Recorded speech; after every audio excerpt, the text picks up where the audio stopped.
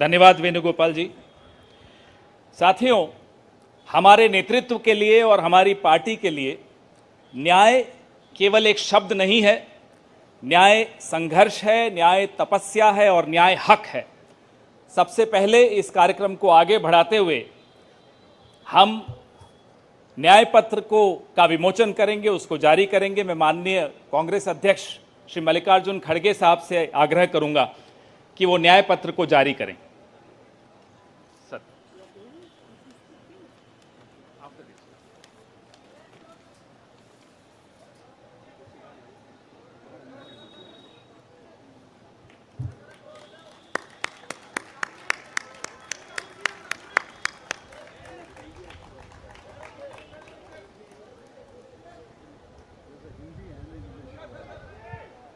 या बोथ हिंदी।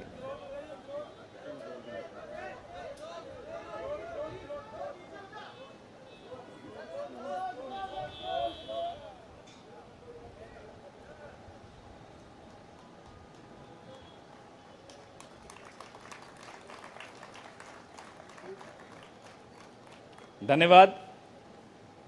अब मैं मैनिफेस्टो कमेटी के अध्यक्ष श्री पी चिदम्बरम साहब से आग्रह करूंगा कि वो इस न्याय पत्र के विषय में कुछ इस पर प्रकाश डालें, आपसे चर्चा करें।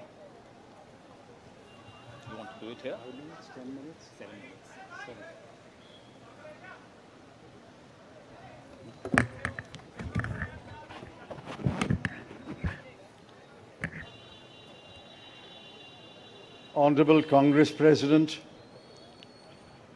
Honorable former Congress President Srimati Sonia Ji, Honorable former Congress President Shri Rahul Ji, General Secretary Shri K.C. Venugopal, members of the Congress Working Committee, senior leaders of the Congress, Karyakartas of the Congress, members of the media. I'm thankful to the Congress President for releasing the Congress Manifesto for the 2024 elections. Earlier, the draft Congress Manifesto was thoroughly discussed in the Congress Working Committee. The recommendations of the members of the Congress Working Committee were taken into consideration, and with the final approval of the Congress President, some changes were made to the draft manifesto. And what we have today is the final manifesto approved by the Congress Working Committee and the Congress President.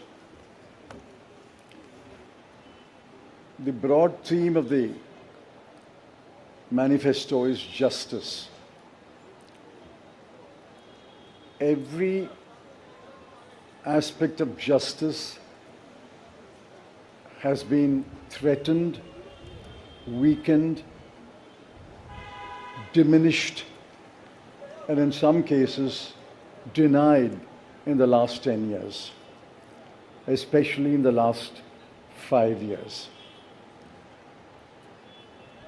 Members of the media will recall that in 2019, we had warned of what is likely to happen between 2019 and 24 should the BJP come back to power. We were not soothsayers, but we were active workers on the ground who could sense what is happening in this country. I'm sorry to report that what we had predicted in 2019 has come to pass in 2024. We had said institutions will be diminished or captured. That has happened. We had said freedom will be restricted, and that has happened. We had said that the weaker sections of the people will be denied their rights and their privileges. That has happened. We had said that Parliament will be diminished. That has happened. We had said that we will inexorably move towards an autocracy. We are already described as an electoral autocracy by many, many thinkers of the world. That has happened. While we are unhappy that what we had predicted has happened, we have in this manifesto suggested bold measures to reverse the damage that has happened in the last 5 to 10 years. The overall theme of the Congress manifesto is 3 powerful words: work, wealth, and welfare. I shan't take long. I'll explain each word in one sentence. Work means we must create jobs. If anybody had any doubt, read the report of the ILO that was released 10 to 15 days ago. The government came up with a lame defense through the chief economic advisor, but the defense only made it worse. The ILO report shows that unemployment has assumed monstrous proportions in this country. Yesterday, the media carried a report that 30% of the outgoing class in the Indian institutes of technology, the premier institutions of our country, are unemployed. They have not been placed. Jobs, jobs, jobs is a cry everywhere in India. Work encapsulates that section on work. The sections on work encapsulates what we will do to create jobs. The second is wealth. Wealth must be created before it is distributed. On the contrary, the 5 years of the Modi government shows that wages have been stagnant in this country. The average income of the bottom 50% has either remained stagnant or diminished or decreased for the bottom percentiles. We have to create wealth, and that can only be created by growth.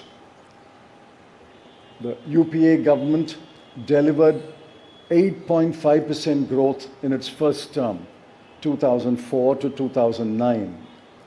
And over a 10-year period, Dr. Manmohan Singh's government delivered 7.5% growth.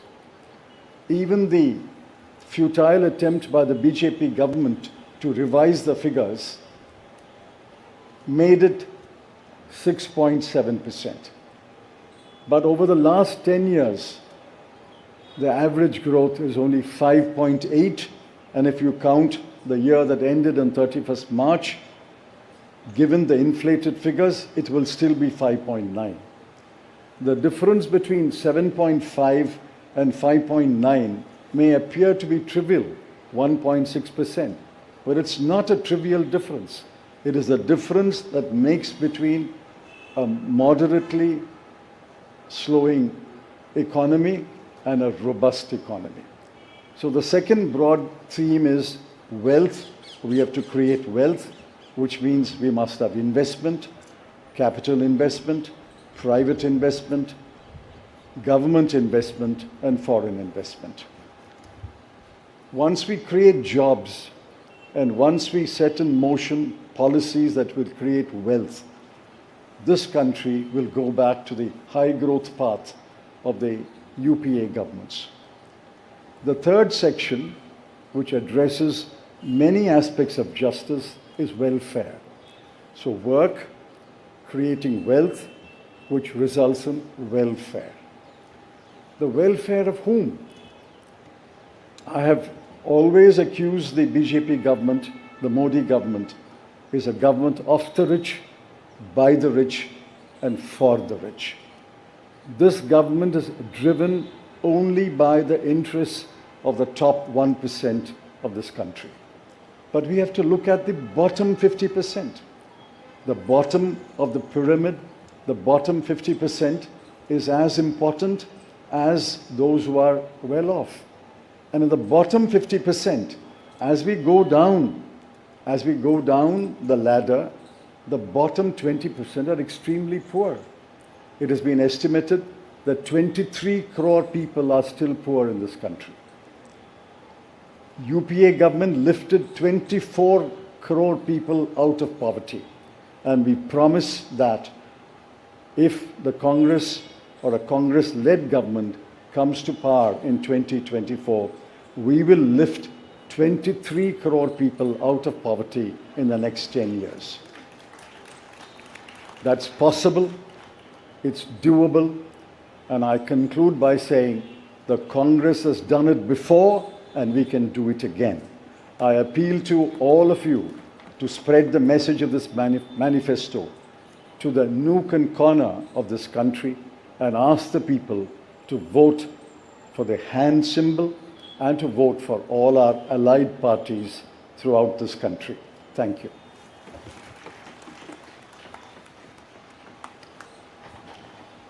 धन्यवाद चिदम्बरम साहब। मैं माननीय राष्ट्रीय अध्यक्ष श्री मल्लिकार्जुन खड़गे साहब से आग्रह करूंगा कि वो 2 शब्द कहें।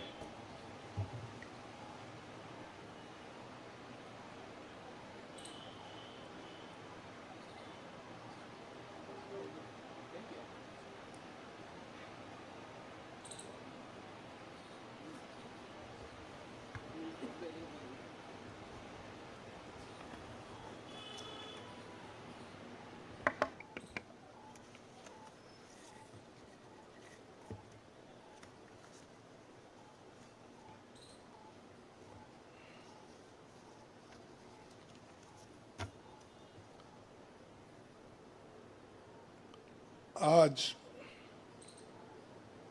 हमारे कांग्रेस चुनाव घोषणा पत्र जारी करने के मौके पर कांग्रेस पार्टी के भूतपूर्व अध्यक्ष और हमारे चाहते नेता श्रीमती सोनिया गांधी जी और भूतपूर्व अध्यक्ष श्री राहुल गांधी जी और यहाँ पर पधारे हुए हमारे कांग्रेस पार्टी के सभी नेतागण और खासकर इस जो घोषणा पत्र को तैयार किए श्री पीसी चिदम्बरम जी, केसी वेणुगोपाल जी और सारे वर्किंग कमेटी के मेंबर्स, मीडिया के मेरे दोस्तों, आज मुझे ये भी याद करना है कि बाबू जगजीवन राम का जन्मदिन भी है और जो बाबू जगजीवन राम हमारे पार्टी में बहुत साल तक 1947 से लेकर 1984 तक 1984 तक वो इस पार्टी में रह के काम किए। फिर जो कुछ उनका कंट्रीब्यूशन था, ये बड़ा कंट्रीब्यूशन मिनिस्ट्री में उन्होंने किया।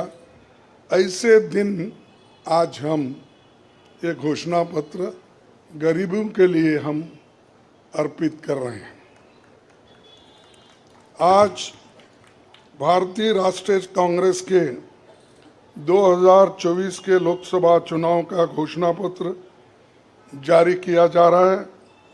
इस मौके पर मैं आप सभी का स्वागत करते हुए 22 दिसंबर 2023 को जो चिदम्बरम जी की अध्यक्षता में 16 सदस्यीय कांग्रेस मैनिफेस्टो कमेटी बनी थी और 19 मार्च को CWC ने इसे मंजूरी दी थी।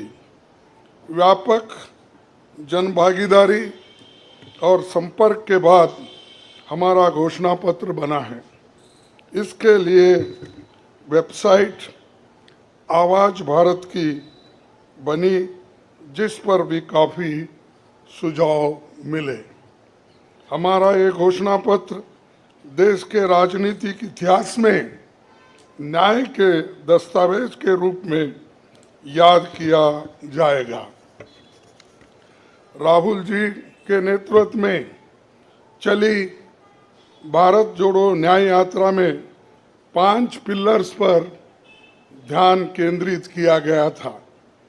यात्रा के दौरान युवा न्याय, किसान न्याय, नारी न्याय, श्रमिक न्याय और हिस्सेदारी न्याय की घोषणा की गई थी।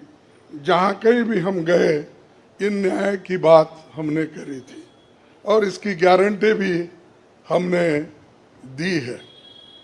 इन 5 पिलर्स में से 25 गारंटी निकलते हैं। हर 25 गारंटी ने किसी ना किसी को लाभ मिलने का इसके अंतर्गत यहाँ पर हमारे मैनिफेस्टो में भी है और इसके लिए जो हम पहले से ही करते हुए आए हैं वो भी हमने इसका उल्लेख किया है। मैं कुछ बातें आपके सामने रखना चाहता हूँ। खासकर युवा न्याय के तहत हर शिक्षित युवा की पहली नौकरी अप्रेंटिसशिप के साथ पक्की हो जाए, ऐसी एक गारंटी हम दे रहे हैं। और उसके लिए हम 1 लाख रुपए, उसके लिए हम एक अप्रेंटिसशिप कोर्स करने वालों को खर्च करेंगे और इससे ये फायदा होगा, किसी ना किसी जगह उसको पक्की नौकरी मिलेगी, क्योंकि ये स्किल डेवलपमेंट के तहत और बहुत से इंडस्ट्रीज में इनको काम मिलेगा। नारी न्याय के तहत गरीब परिवार की महिला को सालाना 1 लाख की मदद देंगे। कोई तालियां नहीं बजा रहे, क्या बात है? गरीब परिवार की महिला को सालाना 1 लाख की मदद देंगे और किसान न्याय के तहत किसानों की कर्ज माफी और MS की कानून की गारंटी भी हम देंगे। और श्रमिक न्याय, इसके तहत मनरेगा में भी 400 रुपए, ये न्यूनतम कम से कम 400 रुपए मजदूरी दिया जाएगा। हिस्सेदारी न्याय में सामाजिक आर्थिक समानता के लिए हर व्यक्ति और हर वर्ग की गिनती या जातीय जनगणना होगी, जिससे सबको फायदा होगा। या किसी के फॉर में, किसी के अगेंस्ट में ये नहीं है कि हालात को समझने के लिए ये जातीय जनगणना करेंगे, जैसा कि SC ST की जातीय जनगणना होती है। और वैसा ही जो पिछड़े लोग हैं और भी ये अपर कास्ट में भी गरीब लोग हैं, सबकी हालत क्या है ये जानने के लिए हम जातीय जनगणना कराएंगे और इसका फायदा हर वर्ग को मिलेगा। हमारे घोषणा पत्र में संवैधानिक न्याय, कॉन्स्टिट्यूशनल जस्टिस खंड में लोकतंत्र बचाओ, भय से मुक्ति से लेकर मीडिया, न्यायपालिका आजादी, भ्रष्टाचार के खिलाफ मुहिम जैसे मुद्दे, कला संस्कृति जैसे विषय भी है। आर्थिक न्याय, इकोनॉमिक जस्टिस खंड में आर्थिक नीतियों, बेरोजगारी, टैक्सेशन और टैक्स रिफॉर्म्स, ये सारी चीज़ें उसमें हम लाएंगे। इंडस्ट्री और इंफ्रास्ट्रक्चर पर ठोस काम हम करेंगे। राज्य न्याय, जस्टिस फॉर द स्टेट्स में संघीय विकास, पूर्वोत्तर भारत पर रोशनी हम डाले हैं और जहां कहीं भी फेडरल स्ट्रक्चर को धोखा होगा हम उस वक्त अपनी आवाज़ उनके साथ भी उठाएंगे और जब हमारी गवर्नमेंट आएगी तो उनको बराबरी का हिस्सा देंगे और ताकि वो पैसे के लिए तरस ना हो, चाहे वो ड्रॉट हो, फ्लड हो, डिसास्टर्स हो। इसके लिए नेचुरल डिसास्टर, इन सब के लिए फेडरल गवर्नमेंट को कानून के तहत जो मदद मिलना चाहिए वो हम जरूर उनको दिलाएंगे। उसी के साथ देश की प्रतीक्षा और आंतरिक सुरक्षा के महत्व को ध्यान में रखकर रक्षा न्याय की भी खंड है, जिसमें विदेश नीति भी है और विदेश नीति हमारी अब तक सफल हुई है और उसी नीति पे अगर ये लोग काम करते थे और ठीक ढंग से चलते थे और बहुत से मुश्किल हमको आज जो आ रहे हैं वो कभी नहीं आते थे। तो इसीलिए हम अपना रक्षा न्याय का देश की रक्षा के लिए पूरा हम काम करेंगे। आखिरी एक महत्व का बिंदु पर्यावरण न्याय भी देंगे। आप सभी से मैं अनुरोध करूंगा कि घोषणा पत्र को बारीकी से देखें, पढ़ के इसमें आपको भविष्य के भारत की शानदार नया तस्वीर दिखेगा। और लेकर ये टिप्पणी की गई थी, no exaggerated claims were made, no ambitious plans to entice public or deceive the electorate had been placed before them. A realistic view of what was capable of achievement and implementation alone was presented. ये पंडित जवाहरलाल नेहरू जी के ज़माने में घोषणा पत्र दी थी जो realistic है, जो ग्राउंड लेवल पे हम कर सकते हैं, उसी के बारे में उन्होंने बोला था।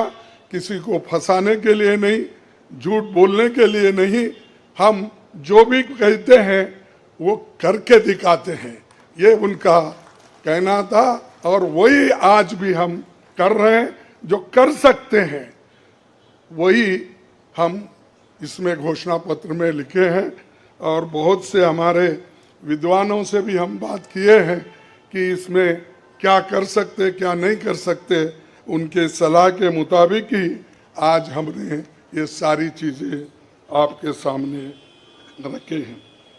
ये हमारा 139 ईयर्स साल का शानदार इतिहास है। ये देश के सामाजिक आर्थिक विकास की गति को बहुत तेज करेगा। किसानों, मजदूरों और महिलाओं, युवाओं, गरीबों, वंचित तबकों के विकास के जो बंद दरवाजे हम खोलेंगे, क्योंकि ये मोदी सरकार में ये सारे दरवाजे गरीबों के लिए, महिलाओं के लिए, युवाओं के लिए बंद है। हम जब सत्ता में आएंगे ये दरवाजे सब हम गरीबों के लिए खोल देंगे, उनका विकास करेंगे, ये हमारी प्रतिज्ञा है। डॉक्टर मोदी जी, डॉक्टर मनमोहन सिंह के नेतृत्व वाली हमारी यूपीए सरकार की बहुत आलोचना करते हैं, लेकिन उस 10 साल में हमने MNREGA, right to education, RTI, खाद्य सुरक्षा, वनाधिकार, भूमि अधिग्रहण कानून, और रेहड़ी पटरी वालों की अधिकार समेत कई कदम हमने उठाया है और उसकी जो कर्ता धर्ता है श्रीमती सोनिया गांधी जी यहाँ पर मौजूद है। उन्होंने बारीकी से इन मनरेगा को और खास करके फूड सिक्योरिटी को बहुत लड़ा, क्योंकि मुझे मालूम है सब चीज़ मैं यहाँ पर नहीं कह सकता कि उन्होंने इतने ये 2-3 प्रोग्राम के लिए बहुत गुस्से में रहते थे। जब तक वो इम्प्लीमेंट नहीं होता तब तक वो खामोश नहीं बैठे और कैबिनेट के लोगों को बोलते रहे थे कि ये क्या हुआ। जब हुआ तब वो भी खुशी मना लिए और हम भी लोग बोले कि भाई ठीक हो गया। और जब बाहर इसका गया कि जो ये मनरेगा का, फूड सिक्योरिटी का और कंपलसरी एजुकेशन का ये जो संदेश बाहर गया, तब लोग सभी खुश होने लगे, सभी बोलने लगे ये बहुत अच्छा यूपीए गवर्नमेंट ने किया, सोनिया गांधी जी ने किया। ये बात बाहर आ गई। इसीलिए ये हमारा जो पहले से गरीबों के लिए वायदे थे वो हम पूरे करेंगे। मोदी जी 10 सालों में इसके मुकाबले का एक काम भी नहीं कर सके। आप बताइए कौन सी ऐसी बड़ी फैक्ट्री जो एम्प्लॉयमेंट क्रिएट कर सकती है, जो नेहरू जी के ज़माने में बने वैसे कोई एक बड़े बड़े काम उन्होंने किया है। जिस देश में एक सुई नहीं बनती थी उस देश में पंडित जवाहरलाल नेहरू, इंदिरा गांधी जी ने रॉकेट बनाकर उड़ा कर दिखाया और बहुत से जो साइंटिफिक योजनाएं थी हमने बनाए। अब मोदी जी के ज़माने में तो गालियां देने का छोड़ के दूसरा तो मैं नहीं सुना, और उसके अगर कोई छुपे हुए काम है तो मेरे को बताओ ताकि मैं भी उसकी प्रशंसा करूंगा। लेकिन आज हम गारंटी जो भी दे रहे हैं हम चंद स्टेट में करके दिखाए हैं। हिमाचल में करके दिखाए, कर्नाटक में करके दिखाए, तेलंगाना में करके दिखाए, जहाँ कहीं भी हमारी सरकार है, और राजस्थान में भी हमने कई नई चीज़ें की, वहाँ भी करके दिखाए। तो ये हम जो कहते हैं, मैं पहले ही कहा, वो हम करते हैं और हम डरते नहीं करने के लिए। हमारा कितना भी नुकसान हो लेकिन गरीबों के लिए हम करते रहते हैं। ये हमारा पहले से कार्यक्रम है। और मैं चंद बातें इस मौके पर, थोड़ी देर हो गई तो क्षमा चाहता हूँ, मैं चंद बातें आपके सामने रखना जरूरी समझता हूँ। और आज क्या हो रहा है, विपक्षी नेताओं को जेल में बंद किया जा रहा है।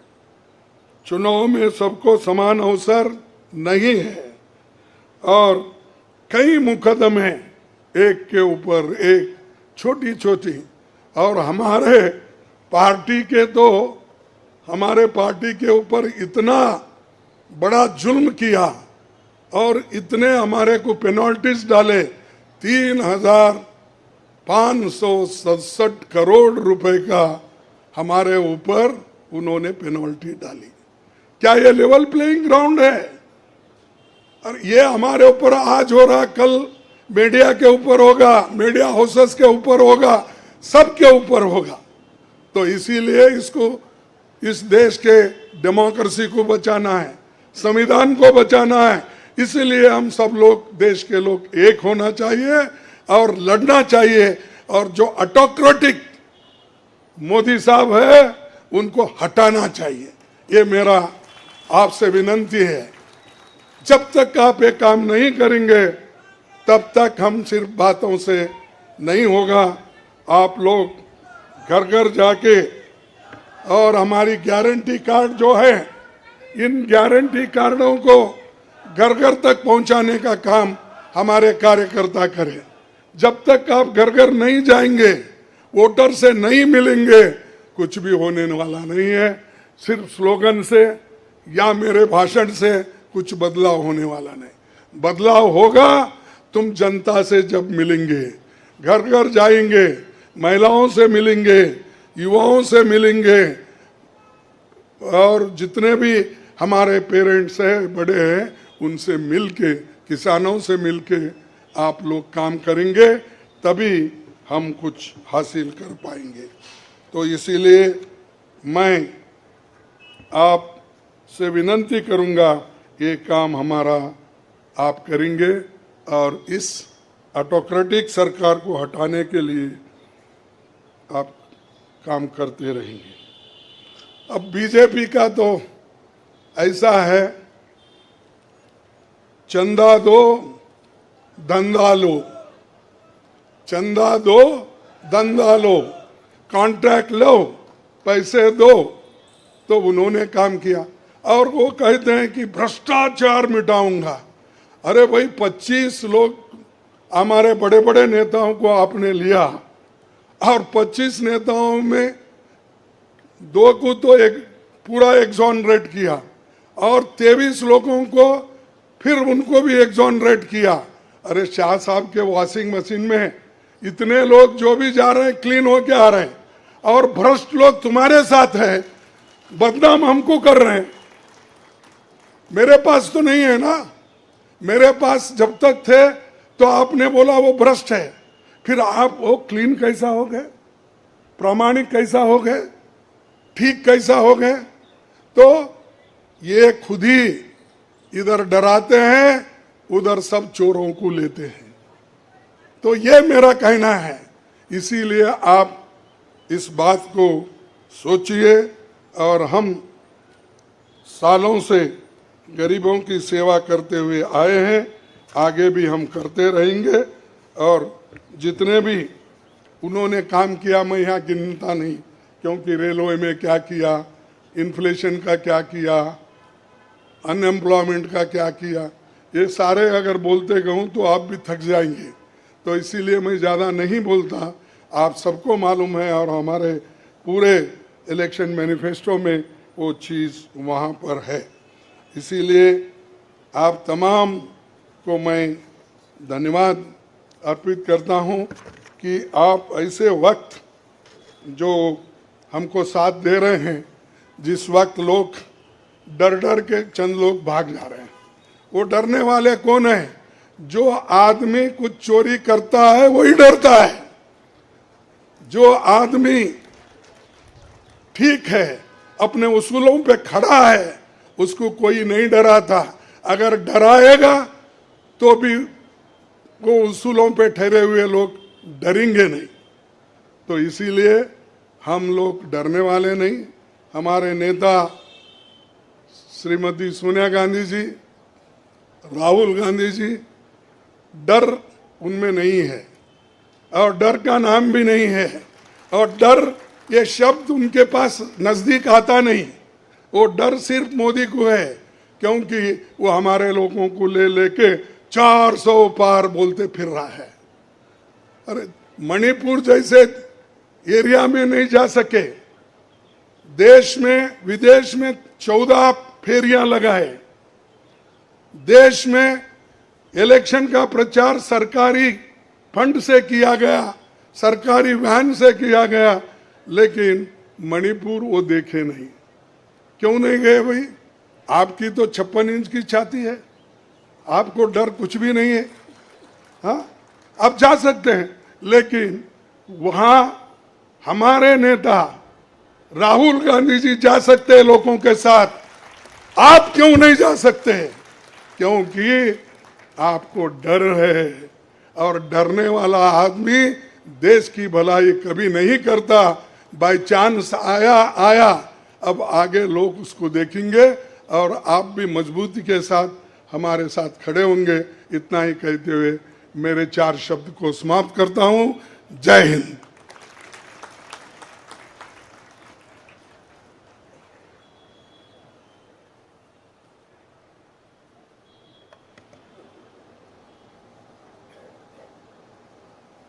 धन्यवाद खड़गे साहब। मीडिया के मित्रों, आपके मोबाइल पर सॉफ्ट कॉपी हिंदी और